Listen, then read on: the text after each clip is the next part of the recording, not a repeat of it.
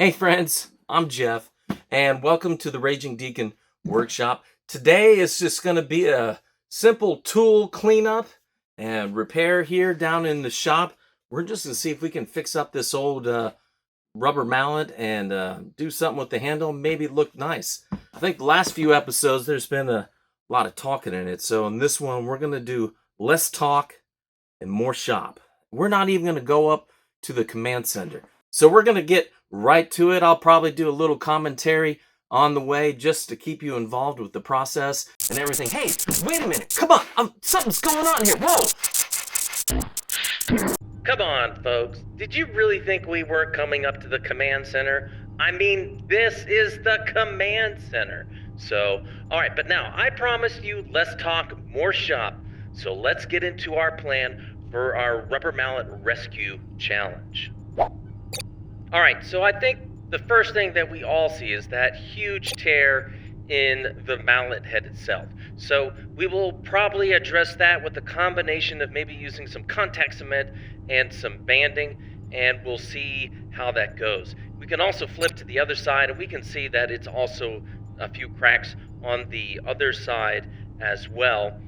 And then really, the hammer handle, or the mallet handle itself is in good shape. Just don't like the finish. So we're going to take off the finish and we're going to finish it some different way.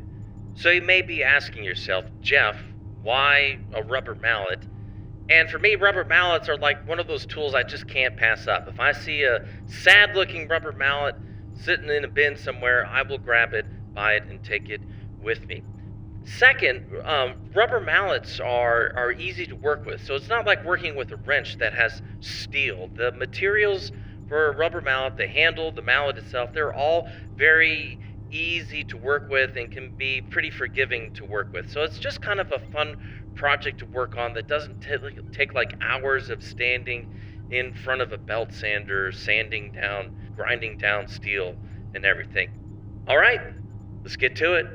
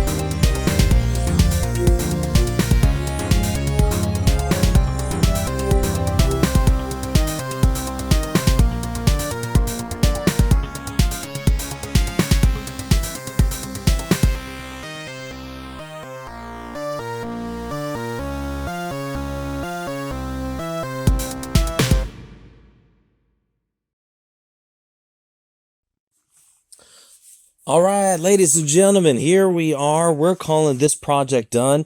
Hey, let's quickly go over the various things that we did on this little rubber mallet project. Let's start with the mallet head, because if you remember, man, that thing was a mess. And you can see here, we really got it closed up. Here, let me put up an original picture of the mallet head and take a look at that. Take a look at that big gash. And now if we look at here, man, we really got that closed up here with all that banding on there. Really nice. We got to close up. Now you saw, man, I had actually some trouble doing that banding. It took me 3 tries. This is the 3rd attempt. I finally got it right. Got it in the vise and didn't try to tighten it too much. You'll notice that on the banding, I also put some shrink wrap tubing around the banding there to try to help prevent it from biting into the rubber mallet head too much. So we'll see how that goes. That is the first time for me for trying that. You know, another issue, and I think the handle was causing this, was that I think the handle, the shaft, the part of the shaft that was going through the hammerhead on the handle is what caused this huge split right here. So you saw that I filed down the handle a little bit, and I filed it down just a tad bit too much. So we did have to put a wedge in the top, and I epoxied over the wedge in the top there and everything, and that way it'll stay there in there firmly.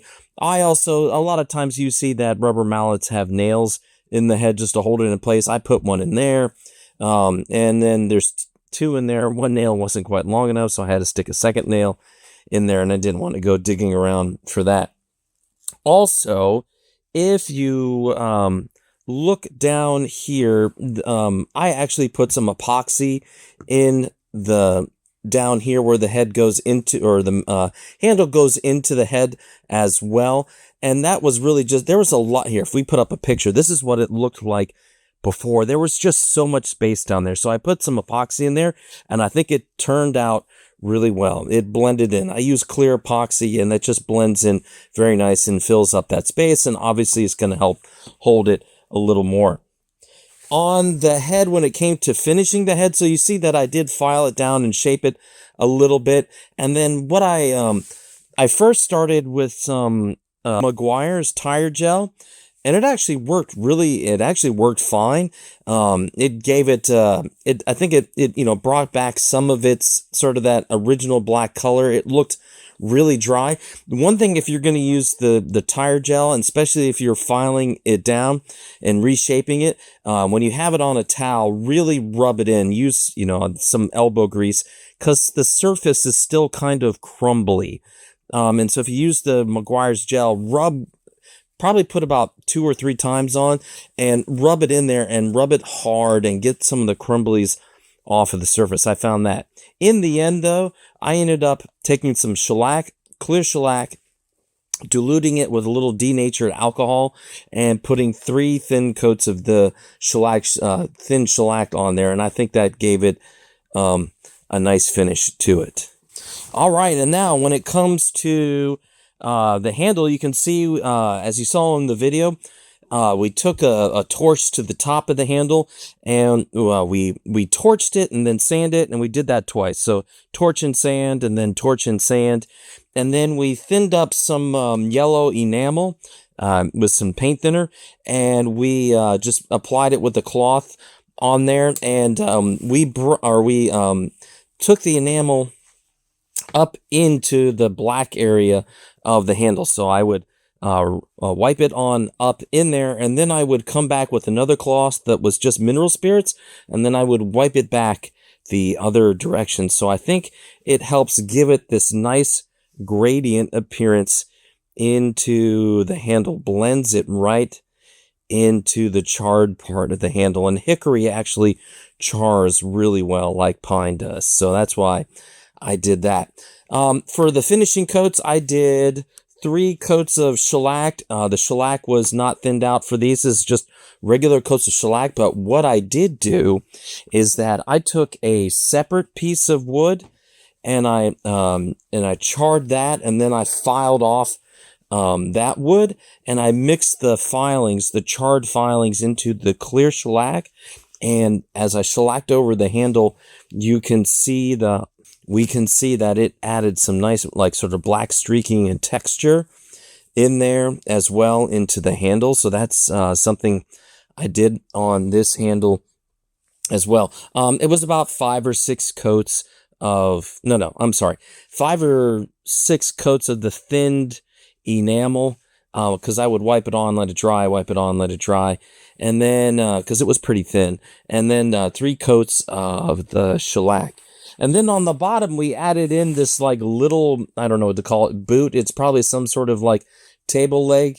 And it's just, you saw, it's just epoxied in place. And then I gave it the 3 coats of the thinned out shellac on that. And then I also contoured the edges a little bit. Before, it was a very big, thick, square edge. And so it was like this little shelf around the handle. There you go. There is my rubber mallet for the Rubber Mallet Rescue Challenge. So, ladies and gentlemen, I tell you what, let's have some fun. I'm going to issue a Rubber Mallet Rescue Challenge to you. Go on out to the flea markets or Restore or wherever you find your tools and find yourself a broken down rubber mallet and restore it and send me your pictures from start to finish of your rubber mallet. And we will put a deadline of midnight on November the 30th. So if you send me your pictures by midnight, November 30th, I will put together a little slideshow of your entry into the Rubber Mallet Challenge. Now, folks, remember, this is about having fun. This is about getting into the shop, having a good time, and trying some new things, and experimenting a little bit and see what happens.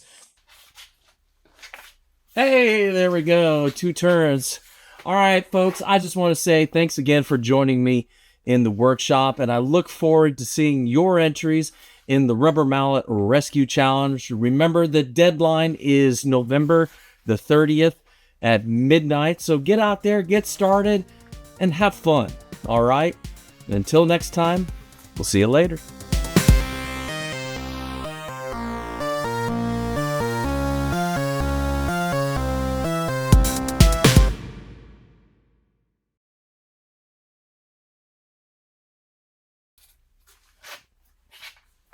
Oh!